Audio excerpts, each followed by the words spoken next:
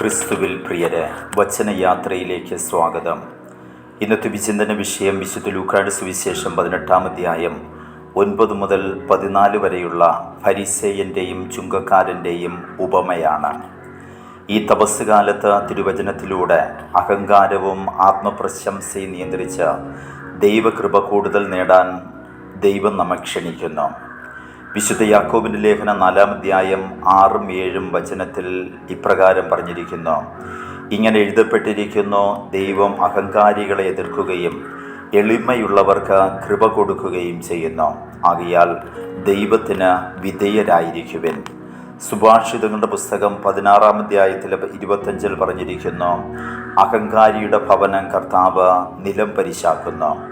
വിശുദ്ധ ലൂക്കായുടെ സുവിശേഷം 1-ാം അധ്യായം 51-52 വചനങ്ങളിൽ പറഞ്ഞിരിക്കുന്നു, അവിടുന്ന് തൻ്റെ ഭുജം കൊണ്ട് ശക്തി പ്രകടിപ്പിച്ചു ഹൃദയത്തിൽ അഹങ്കരിക്കുന്നവരെ സിംഹാസനങ്ങളിൽ നിന്ന് താഴെ ഇറക്കുകയും വിനീതരെ ഉയർത്തുകയും ചെയ്യുന്നു. നമ്മുടെ ജീവിതത്തിൽ നിന്ന് വർജിക്കേണ്ട തിന്മയാണ് അഹങ്കാരവും ആത്മപ്രശംസയും. അപ്പോൾ കൃപയുടെ നീർച്ചാലായി നമ്മുടെ ജീവിതം മാറും. വിശുദ്ധ ലൂക്കായുടെ സുവിശേഷത്തിൽ മാത്രം കാണുന്ന ഒരു ഉപമയാണ് നാം ശ്രവിച്ചത്. ഫരിസേയൻ തൻ്റെ നന്മയെക്കുറിച്ചും ചുങ്കക്കാരന് തൻ്റെ പാപത്തെക്കുറിച്ചുമാണ് ബോധ്യമുള്ളത്. ഫരിസേയൻ ചെയ്ത പുണ്യപ്രവൃത്തികളെക്കുറിച്ച് അക്കമിട്ട് പറയുന്നുണ്ട്. ആഴ്ചയിൽ 2 പ്രാവശ്യം അദ്ദേഹം ഉപവസിക്കുന്നുണ്ട്. വളരെ ചുരുക്കമായി പാപപരിഹാര ദിനത്തിലും ജെറുസലേം ദേവാലയം നശിപ്പിക്കപ്പെട്ടതിൻ്റെ വിലാപമായും യഹൂദ ജനത ഉപവസിച്ചിരുന്നുവെന്നാണ് പഴയ നിയമത്തിൽ നമുക്ക് കാണുവാൻ സാധിക്കുക. ഇവിടെ ഫരിസേയൻ ആഴ്ചയിൽ 2 പ്രാവശ്യം ഉപവസിക്കുക വഴി സാധാരണ യഹൂദ നിയമം ആവശ്യപ്പെടുന്നതിനേക്കാൾ അധികം ചെയ്തിരിക്കുന്നു.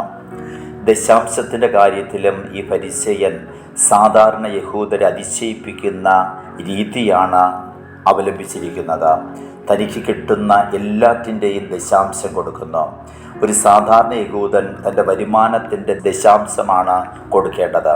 എന്നാൽ ഈ ഫരിസേയൻ താൻ വാങ്ങുന്നവയുടെയും ദശാംശം കൊടുത്തിരുന്നുവെന്ന് അനുമാനിക്കാം. ചുങ്കക്കാരൻ്റെ പെരുമാറ്റം അയാളുടെ പാപബോധത്തെ അല്ലെങ്കിൽ അനുതാപത്തെ സൂചിപ്പിക്കുന്നതാണ്. അയാൾ അകലെയാണ് നിൽക്കുന്നത്. കണ്ണുകൾ താഴ്ത്തി എളിമയോടെ തലകുനിച്ച് മാറത്തടിച്ചാണ് പ്രാർത്ഥിക്കുന്നത്. യഥാർത്ഥ അനുതാപത്തിൻ്റെ അടയാളങ്ങളാണ് ചുങ്കക്കാരനിൽ കാണാൻ കഴിയുക. ഫരിസേയൻ്റെ പ്രാർത്ഥന ദൈവാശ്രയ ബോധത്തിൽ നിന്നുള്ളതല്ല, സ്വയം നീതീകരണത്തിൻ്റെയും സ്വയാശ്രയ ബോധത്തിൻ്റേതുമാണ്. എല്ലാം തൻ്റെ കഴിവും തൻ്റെ പ്രാപ്തിയുമാണ്. എല്ലാം ദൈവകരുണയും ദൈവകൃപയുമാണെന്ന ചിന്ത ഫരിസേയനിൽ കാണാൻ കഴിയില്ല. ചുങ്കക്കാരനാകട്ടെ പൂർണ്ണമായും ദൈവകൃപയിൽ ആശ്രയിച്ചാണ് ദൈവാലയത്തിൽ നിൽക്കുന്നത്. പാവാവസ്ഥയെക്കുറിച്ചുള്ള പൂർണ്ണ ബോധ്യത്താൽ ശിരസ്സുയർത്തുവാൻ പോലും സാധിക്കാതെ പശ്ചാത്താപാവസ്ഥയിൽ നിൽക്കുന്നു. പശ്ചാത്തപിക്കുന്നവൻ്റെ മേൽ കരുണ കാട്ടി ക്ഷമിക്കുന്നവനാണ് ദൈവം. അങ്ങനെ ചുങ്കക്കാരൻ നീതീകരിക്കപ്പെട്ടവനായി മടങ്ങി. വിശുദ്ധ ലൂക്കായുടെ സുവിശേഷത്തിലെ പ്രധാന പ്രമേയങ്ങളിലൊന്നാണ് നീതി എന്നത്. ദിക്കായൂസ് എന്ന ഗ്രീക്ക് പദമാണ് വിശുദ്ധ ലൂക്ക ഉപയോഗിച്ചിരിക്കുന്നത്. പുതിയ നിയമത്തിൽ 80 പ്രാവശ്യം ഈ പദം ഉപയോഗിച്ചിട്ടുണ്ട്. അതിൽ 11 പ്രാവശ്യവും വിശുദ്ധ ലൂക്കായുടെ സുവിശേഷത്തിലാണ് കാണാൻ കഴിയുക. ഈ ഉപമയിൽ ഫരിസേയൻ നീതിമാനാണെന്ന് സ്വയം നീതീകരിക്കുന്നവനാണ്. എന്നാൽ അവൻ ദൈവസന്നിധിയിൽ നീതീകരിക്കപ്പെട്ടില്ലെന്ന് ഉപമ അവസാനം വ്യക്തമാക്കുന്നു. ചുങ്കക്കാരൻ പാപിയാണെന്ന് സ്വയം വിശേഷിപ്പിച്ചുവെങ്കിലും അയാൾ ദൈവസന്നിധിയിൽ നീതീകരിക്കപ്പെട്ടു. മനുഷ്യദൃഷ്ടിയിലല്ല, ദൈവസന്നിധിയിൽ നീതിമാനായി ജീവിക്കുക, നീതീകരിക്കപ്പെടുക എന്നതാണ് ഈ തപസ് കാലത്ത് ഏറ്റവും പ്രാധാന്യം അർഹിക്കുന്നത്. വിശുദ്ധ ലൂക്കായുടെ നീതിയെ സംബന്ധിക്കുന്ന ദർശനം വിശുദ്ധ പൗലോസിൻ്റെ കാഴ്ചപ്പാടിൽ നിന്നും വ്യത്യസ്തമാണ്.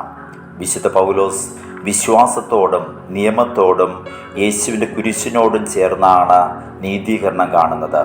വിശുദ്ധ ലൂക്ക സ്വയം നീതീകരണം തേടുന്ന അഹങ്കാര ചിന്തയോടാണ് നീതീകരണത്തെ തുലനം ചെയ്യുന്നത്. സ്വയം നീതിമാനാണെന്ന അഹങ്കാരം ദൈവസന്നിധിയിൽ നീതീകരിക്കപ്പെടുന്നതിൻ്റെ ശത്രുവാണ്. എന്നാൽ ഞാൻ പാപിയാണ് എന്ന എളിമ നിറഞ്ഞ ചിന്തയാണ് ദൈവസന്നിധിയിൽ നീതീകരണത്തിലേക്ക് നയിക്കുന്നത്. ഇന്നത്തെ തിരുവചനം നൽകുന്ന സന്ദേശം ഒന്നാമതായി, സൽക്കർമ്മങ്ങൾ നല്ലതാണ്, അത് അഹന്തയിലേക്കും അഹങ്കാരത്തിലേക്കും ആത്മപ്രശംസയിലേക്കും സ്വയം നീതീകരണത്തിലേക്കും നയിക്കരുത്.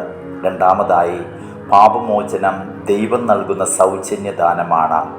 അതിന് എളിമയും വിനയവും അനുതാപവും അനിവാര്യമാണ്. മൂന്നാമതായി, സ്വയം നീതീകരിക്കപ്പെടാതെ ദൈവകരുണയിൽ ആശ്രയിക്കുക. ദൈവസന്നിധിയിൽ നീതീകരിക്കപ്പെടുന്നവരാകാൻ ദൈവോന്മുഖരായി ജീവിക്കുക. നാലാമതായി, മറ്റുള്ളവരെ അവജ്ഞയോടെ കാണാതിരിക്കുക. അവർ ദൈവസന്നിധിയിൽ വിലയേറിയവരും ബഹുമാന്യരും ദൈവകൃപയ്ക്ക് അർഹരുമാണെന്ന് കാണുക. ദൈവം നമ്മെ അനുഗ്രഹിക്കട്ടെ.